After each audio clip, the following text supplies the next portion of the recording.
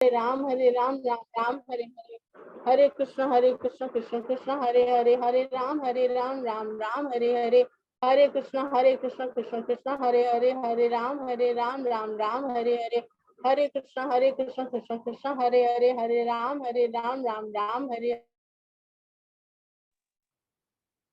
Hare Krishna. Thank you so much for participating in this morning Japa session by ISKCON Ayodhya. Now it's time for today's quote by our beloved Srila Prabhupada.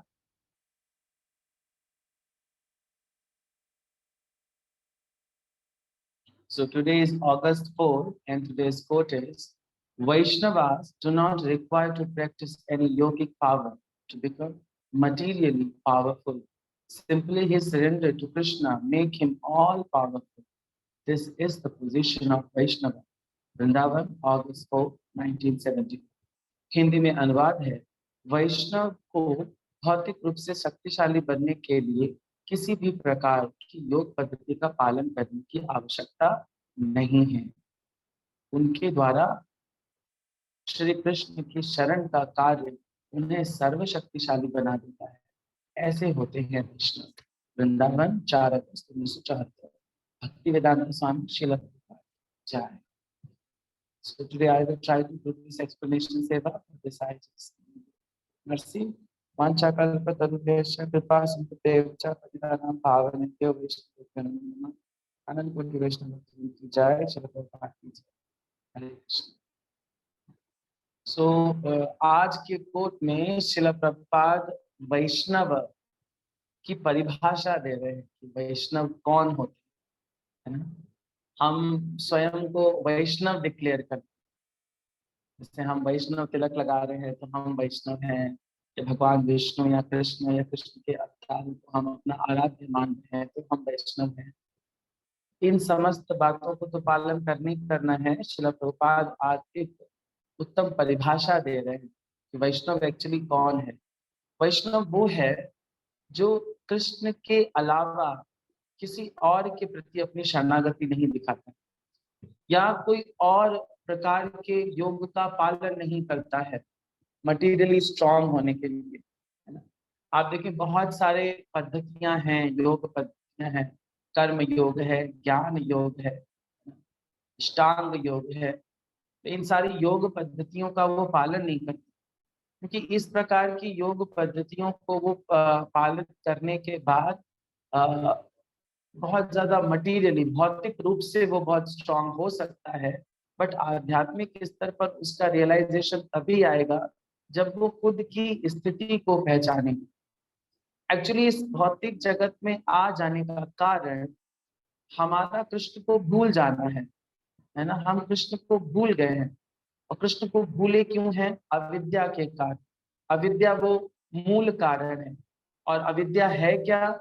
स्वयं की वास्तविक स्थिति को ना समझना। स्वयं की वास्तविक स्थिति है क्या? कृष्ण का दास, जीवेर स्वरूप है नित्य कृष्ण दास, कृष्ण का दास हूं। सो इस स्थिति को भूलकर हम बहुत सारे योग पद्धतियों का पालन कर सकते हैं भौतिक रूप से उच्चतम बनने के लिए, बट इस प्रकार की भौतिक उत्कृष्टता आपको भले ही मुक्ति स्तर तक ले जाए, पर भगवान से आपका तदात्म कभी, भगवान से आपका फेस टू फेस इंटरेक्शन कभी नहीं होगा। मीन्स आप अपनी वास्तविक स्थिति को हमेशा भूले रहेंगे, है ना। सो कैसे करना है? पूर्ण रूप से भगवान को शरणागत, है ना। हमारे पास ये इच्छा होनी चाहिए, ये दृढ़ विश्वास होना चाहिए, अवश्य रक्षिते कृष्ण, कृष्ण हमारी हर परिस्थिति में रक्षा करेंगे। बट कभी कभी इन जनरल हम इस भाव को गेन करने में असमर्थ होते हैं, है ना। जैसे कभी कभी हम पूर्ण रूप से कृष्ण पर आश्रित नहीं है, कोई हमें बताता है कि आपके जीवन में ऐसा भक्त भी करते हैं, ऐसा भक्त भी करते हैं, तो ये पूर्ण शरणागत नहीं है, ये डेवलपिंग स्तर है। एक होता है डेवलप, एक होता है डेवलपिंग, एक होता है अविकसित। और विकसित ही नहीं है, विकसित, अविकसित एंड विकासशील। सो विकासशील वाली स्थिति में हम रहते हैं, और इस विकासशील वाली स्थिति में हम और देवी देवताओं या और योग का भी पालन करने लगते हैं भगवान पे पूर्ण विश्वास ना होने पर। हम सोचते हैं चलो भगवान की भक्ति तो चल ही रही है साथ साथ, इट इज ओके, साथ साथ चलो इनकी भी कर लेते, इनसे ये मिलता है। भगवान की भक्ति करने से हमें प्रेम मिलेगा, हम भगवान के प्रति आसक्त हो पाएंगे। लक्ष्मी जी का भी पूजा कर लेते हैं, लक्ष्मी भी आएंगी। नहीं, वैष्णव इस तरह के कैरेक्टर को मिलता है। It is has only one, एकला ईश्वर कृष्ण आर सब भृत्य। सिर्फ एक ही ईश्वर है, दैट इज कृष्ण। वो कृष्ण पर पूर्ण रूप से आश्रित होता है। जब कभी भी कोई स्थिति आएगी, धन संकट आएगा, वो कृष्ण कहेगा, और उसके हर एक जवाब में, उससे कोई भी प्रश्न पूछा जाए, हर एक जवाब में वो कृष्ण का ही आंसर देगा, उसके अलावा उसके पास कोई दूसरा जवाब होगा नहीं। दिस इज वैष्णव। श्रील प्रभुपाद का एक बार इंटरव्यू ले रहा था एक रिपोर्टर, और श्रील प्रभुपाद से वो बार बार एक ही प्रश्न पूछ रहा था कि आप इतनी बड़ी संस्था चला रहे हैं, अंतरराष्ट्रीय कृष्ण भावनामृत संघ चला रहे हैं, इस संघ को चलाने के लिए आपके पास बहुत सारे एक्टिविटीज हैं, लाइक आप फूड फॉर लाइफ करते हैं, आप कीर्तन करते हैं, इतने सारे लोगों को मंदिर में बिठा के खिला रहे हैं, सब ब्रह्मचारी हैं, सब सन्यासी हैं, इन सब के लिए फंड कहाँ से आता है आपके पास, पैसा कहाँ से आता है? इतना सारा खर्चा हो रहा है, इतने सारे मंदिर बन रहे हैं, इतने सारे भक्त बन रहे हैं, और सबको भरपूर पेट भर भर पेट खाना खिलाया जा रहा है, प्रसाद खिलाया जा रहा है। इन सबके लिए धन की आवश्यकता तो पड़ती होगी, धन धन कहाँ से लाते हैं? श्रील प्रभुपाद बोलते हैं कृष्ण। फिर वो सेम सवाल पूछता है, कि उसको उसका जवाब मिला नहीं उसके हिसाब से, वो कुछ और सुनना चाह रहा था। कहाँ से लाते, मतलब उद्यम कौन सा करते, कौन सा योग करते हैं जहाँ से ये भौतिक धनार्जन आप करते हैं? तो श्रील प्रभुपाद बार बार इसके जवाब का दे रहे थे, कृष्ण। कृष्ण देते हैं, कृष्ण देते हैं, कृष्ण देते हैं, ये सब कृष्ण दे रहे हैं। मंदिर कौन बनवा रहा है? कृष्ण बनवा रहे हैं। धन कौन दे रहा है? कृष्ण दे रहे हैं। फूड फॉर लाइफ कौन चला रहा है? कृष्ण दे रहे हैं। खिचड़ी प्रसाद इतने सारे लोगों में कौन बांट रहा है? कृष्ण दे रहे हैं। हर बात में श्रील प्रभुपाद कृष्ण कृष्ण कृष्ण कह रहे हैं। वाई? बिकॉज इज अ वैष्णव है, वो एक वैष्णव है, और पूर्ण रूप से कृष्ण पर आश्रित। कृष्ण के सिवाय उनके जीवन में कुछ है ही नहीं, है ना। और कृष्ण किसी भी स्थिति में रखे, भक्त उस स्थिति को कभी भी त्यागता नहीं। दिस इज कंप्लीट सरेंडर, ये वैष्णव है।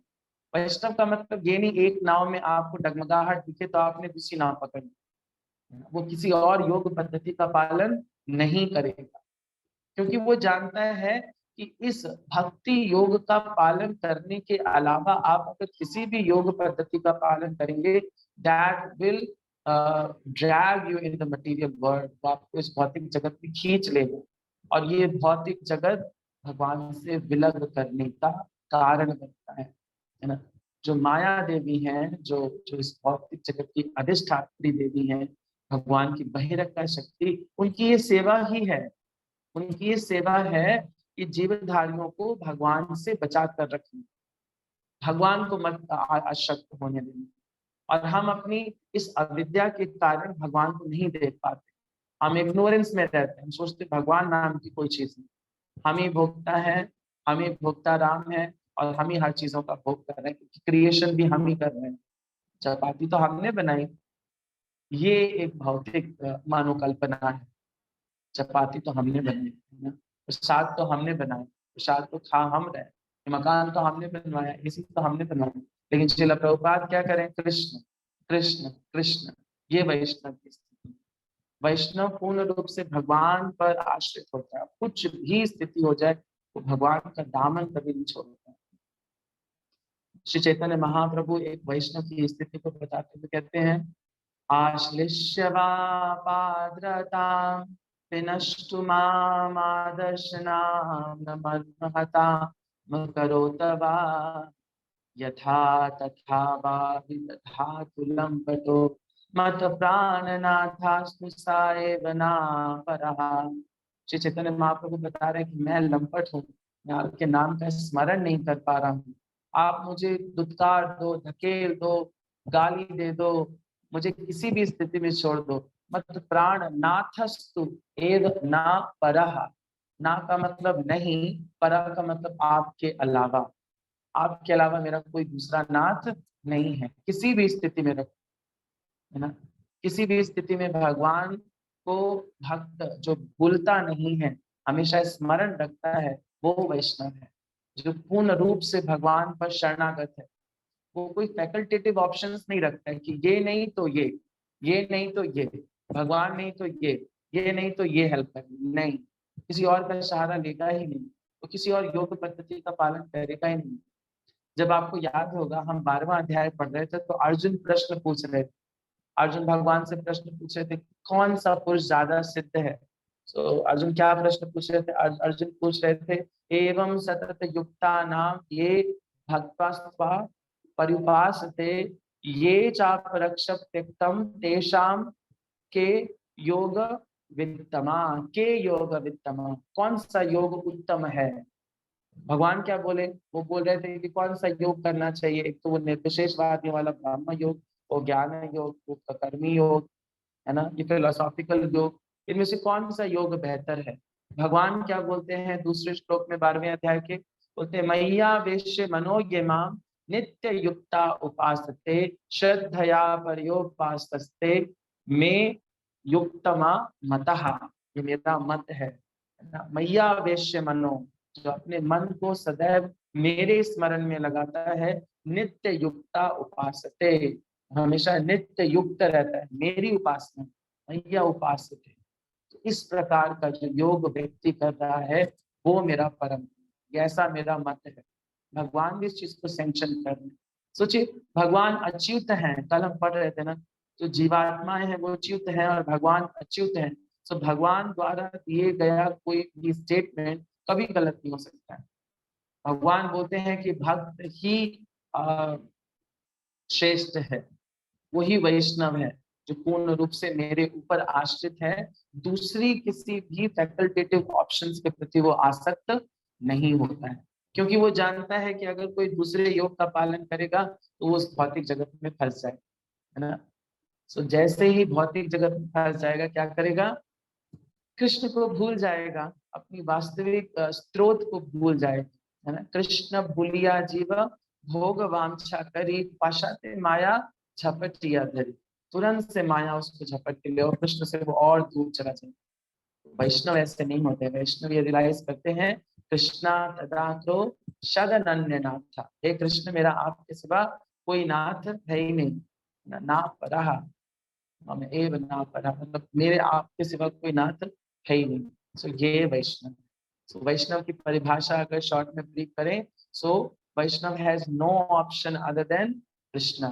किसी भी स्थिति में वो भगवान का दामन कभी नहीं छोड़े, हमेशा चिपके रहेंगे, है ना। सुख में भी करेंगे, दुख में भी करेंगे, क्योंकि जानते हैं कि भगवान के सिवा हमारा कोई आसरा है नहीं, एक्चुअली में भगवान के सिवा हमारा कोई आसरा नहीं।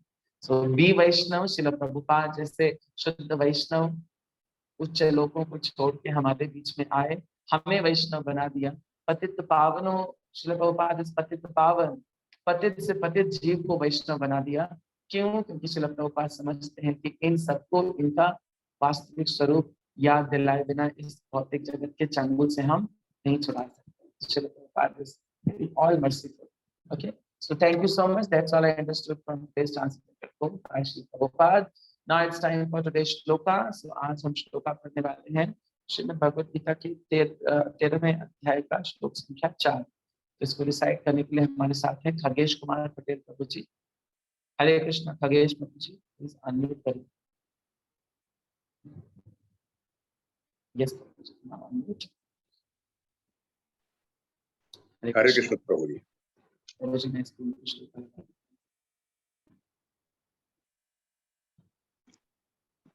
हाँ जी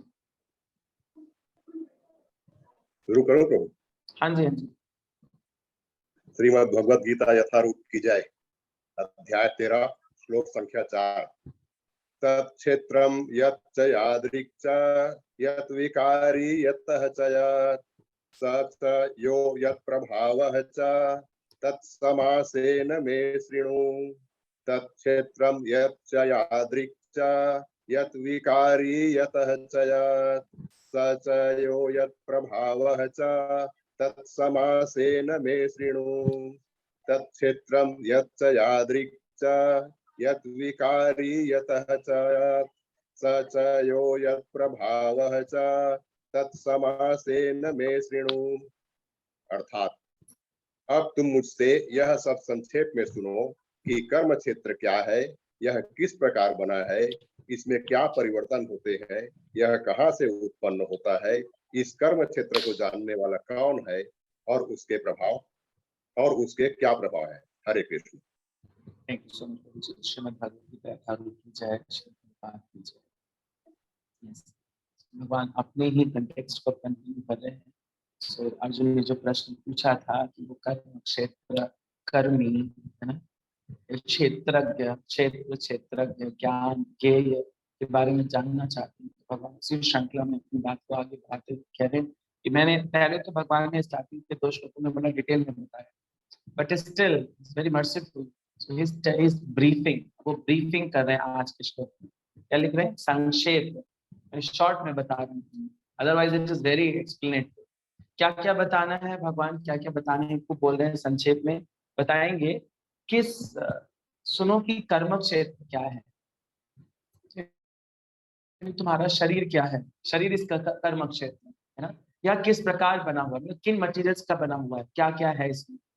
इस मन बुद्धि अहंकार, वो 5 तत्व के बारे में बताएंगे। इसमें क्या क्या परिवर्तन होते हैं, है ना। देहिनो अस्मिन् यथा देहे कौमारम यौवनम जरा, ये सब इसमें परिवर्तन होते हैं। कहाँ से उत्पन्न हुआ है, इस भौतिक जगत का क्या तत्व है, आध्यात्मिक जगत का क्या तत्व है, कैसे हमें तटस्था शक्ति माना गया, हम तटस्था शक्ति क्यों बने, why because we are mixture. 2 चीजों को अगर आप मिला दीजिए तो वो तटस्था बन जाता है। तो हम 2 चीजों के मिक्सचर है।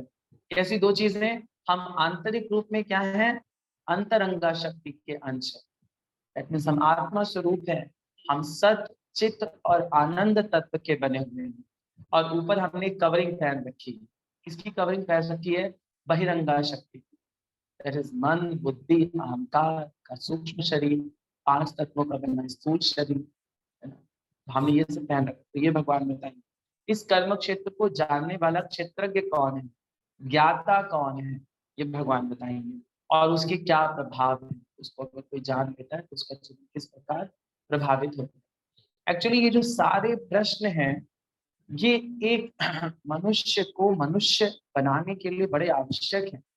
हम अगर ये कह दें कि हम मनुष्य शरीर पाए हैं और हम मनुष्य हैं, सो एक्चुअली में ऐसा नहीं है। मनुष्य देहधारी हो जाने से आप मनुष्य हो जाए तो ये एक तरह की क्या बोले गलत बात हो जाएगी। क्योंकि मनुष्य शरीर पाने पर भी अगर आप पाशविक जीवन जी रहे हैं तो आप पशु समान हैं। शास्त्रों में बोला जाता है धर्मेन हीना पशु भी समाना, जो व्यक्ति धर्म का पालन नहीं कर रहा है वो पशु के समान है। तो धर्म है क्या? धर्म का मतलब क्या इस्लाम, धर्म का मतलब क्या ईसाई, हिंदू, सिख? नहीं, धर्म का मतलब है आपका वास्तविक स्वभाव।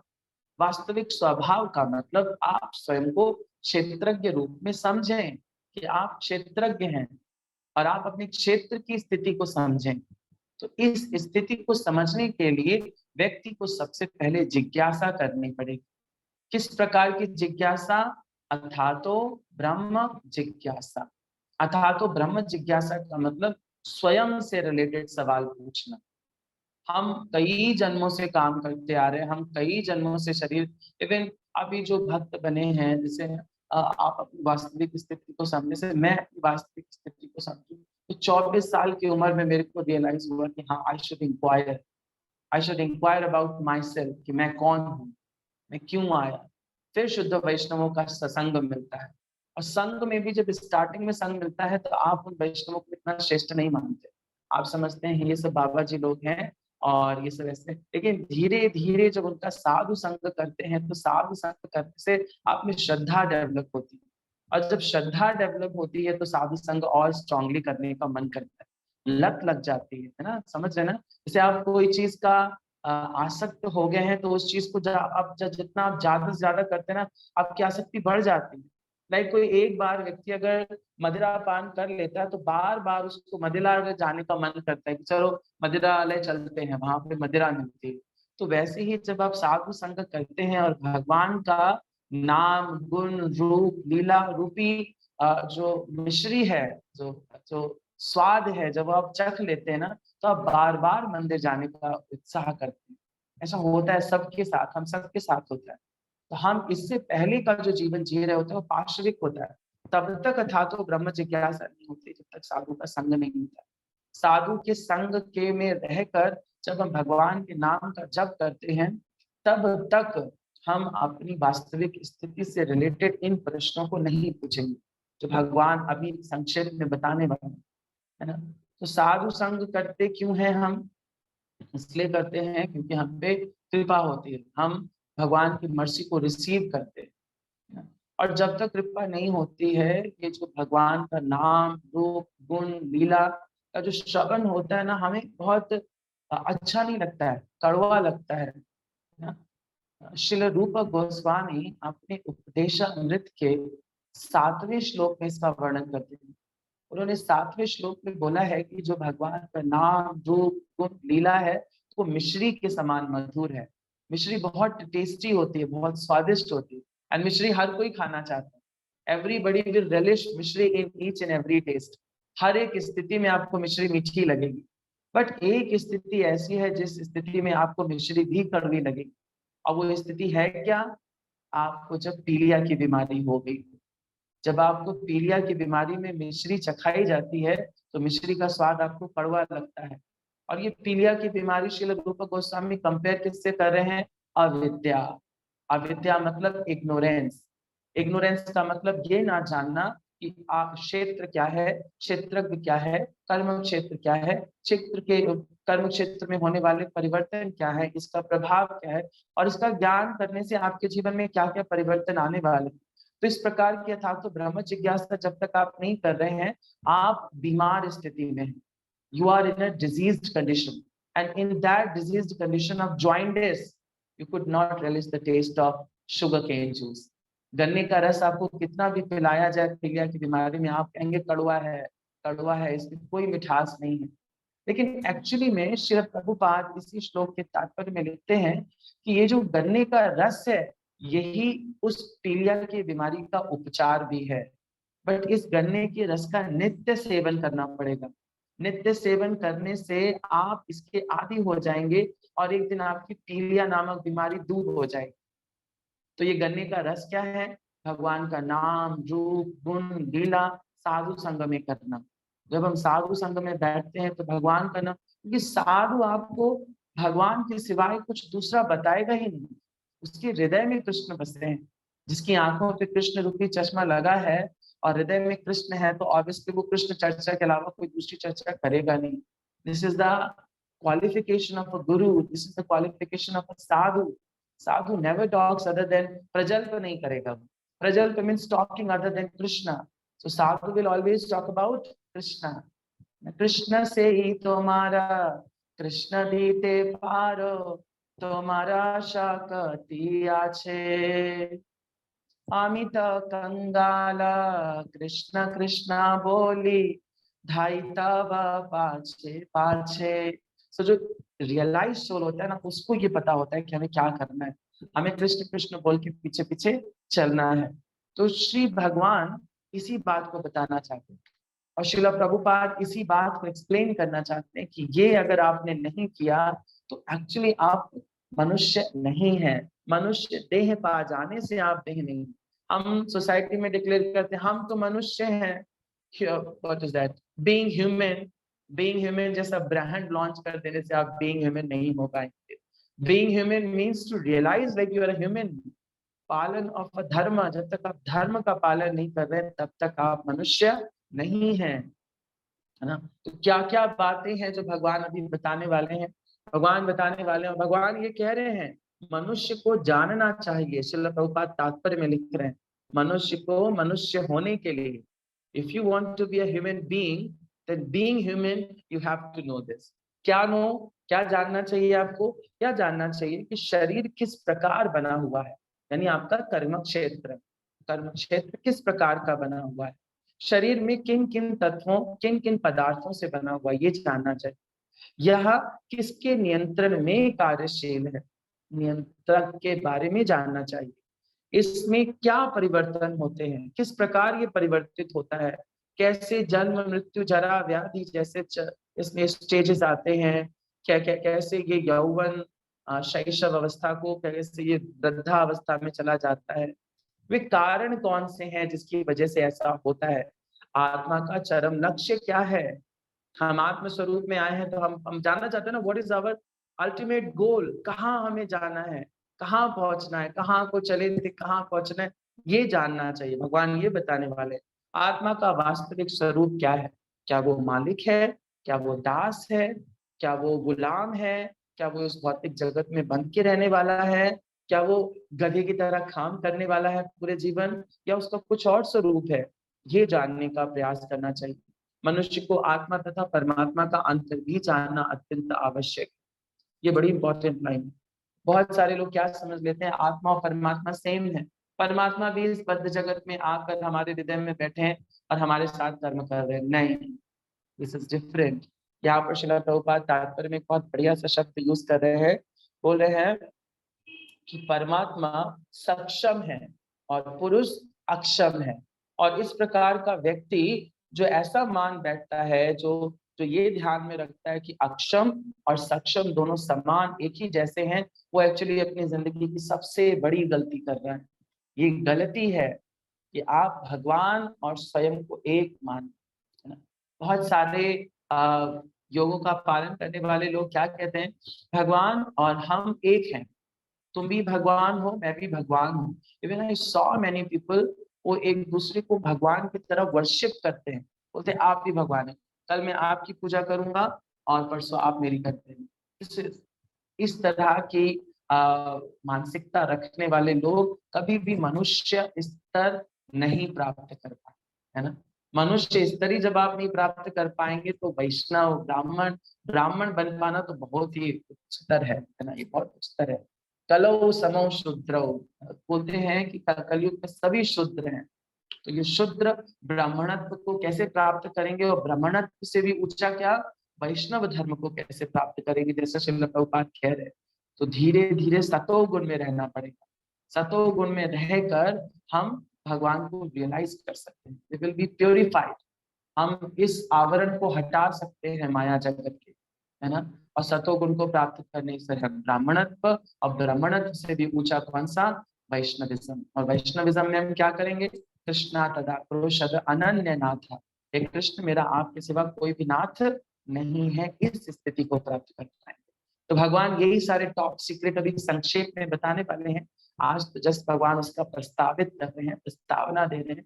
अर्जुन को कह रहे मैं संक्षेप में बताता हूँ तुम्हें कि क्षेत्र क्या है, क्षेत्रज्ञ कौन है, क्षेत्र में क्या प्रभाव होते हैं, कैसे परिवर्तनशील है क्षेत्र, बदलता रहता है आपका क्षेत्र। अब अभी मेरा स्किन आपको बहुत टाइट एंड दिख रहा है, बट कुछ दिनों में लूज हो जाएगा, लटक जाएगा। मेरे दांत आपको दिख रहे हैं बट दांत झड़ जाएंगे। दिस इज हमारा क्षेत्र, जो कर्म क्षेत्र है, परिवर्तनशील है। जैसे एक किसान का खेत बदलता रहता है ऋतुओं के हिसाब से, कभी सूखा, कभी भीगा, है ना, कभी उसमें बहुत हरियाली है, कभी बंजर है, कभी उसमें सॉल्ट लगे। इसी प्रकार से हमारा क्षेत्र, तो इस प्रकार की कॉम्पोजिशन को भगवान बताए। साथ ही साथ ये बताएंगे कि परमात्मा और आत्मा एक स्तर पर बैठे जरूर हैं बट एक नहीं है। हृदय देश में बैठे दोनों साथ ही साथ हैं। ये सोचिए परमात्मा की महानता है कि वो आत्मा के साथ बैठा है और इतनी गंदी जगह पर बैठा है। हमें भगवान का इतना भी रियलाइजेशन हो जाए तो हम तुरंत सरेंडर कर जाएंगे, तुरंत क्या बोलते हैं, समर्पण कर जाएंगे। आत्मसमर्पण, आत्मा तुरंत समर्पित हो जाएगी कि आप इतनी गंदी जगह में मेरे हृदय में बैठे। सोचिए, दिस इज भगवान मर्सी, ये कृष्ण की मर्सी है कि वो अपने परमात्मा स्वरूप में हमारे हृदय में नित्य वास करते हैं।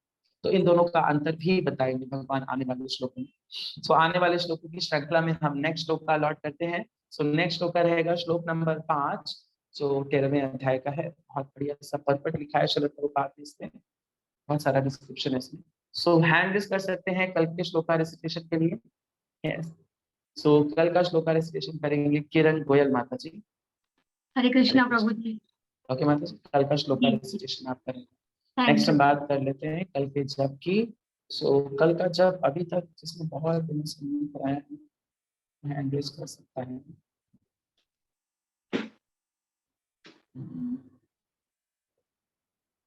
यस, जिसने बहुत दिन से कराया, आप सब ने भी रिसीव भी कराया है। So let me search randomly. Dnyaneshwari Verma माता जी। हरे कृष्णा ज्ञानेश्वरी माता जी। माता जी अनम्यूट करिए। ज्ञानेश्वरी वर्मा माता जी। ओके माता जी, कल का जप आप कराओगे? कोई दिक्कत तो नहीं माता जी?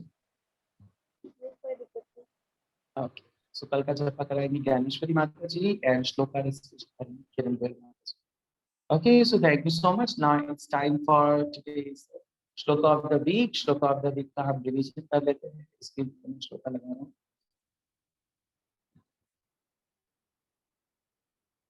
So we are reading from Srimad Bhagavad Gita as it is, chapter 8, text number 5. Revision से आप 3 times पढ़ा सकते हैं और revision.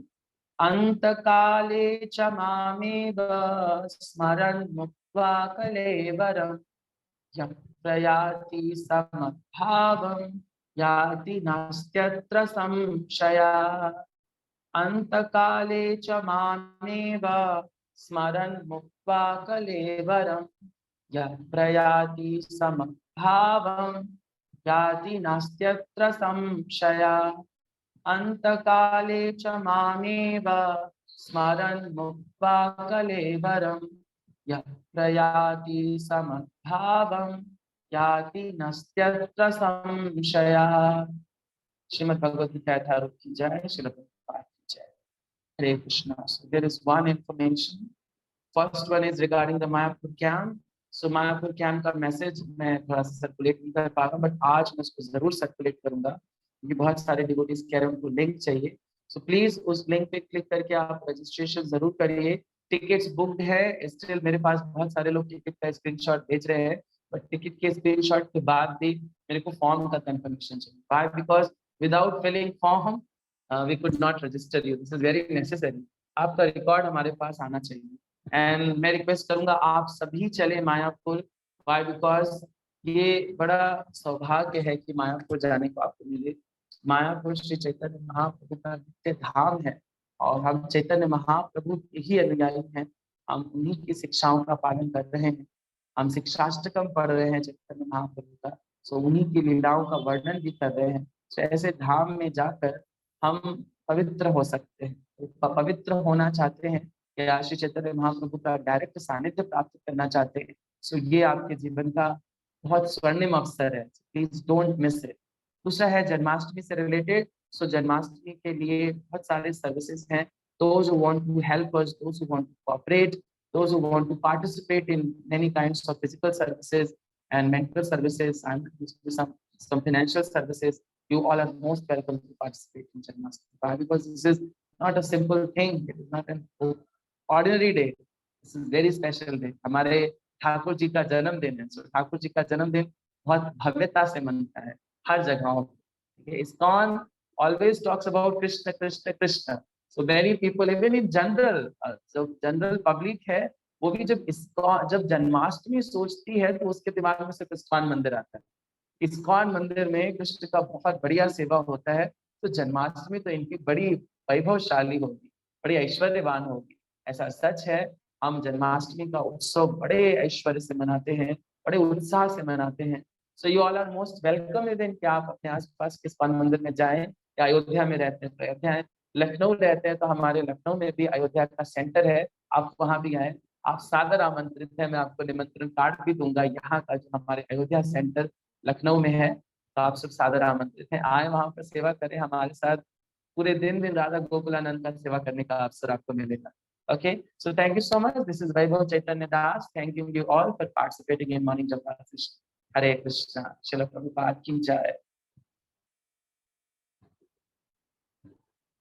Yes, is there any question? किसी का कोई प्रश्न है तो आप hand raise कर सकते हैं। And Mataji, we can stop recording.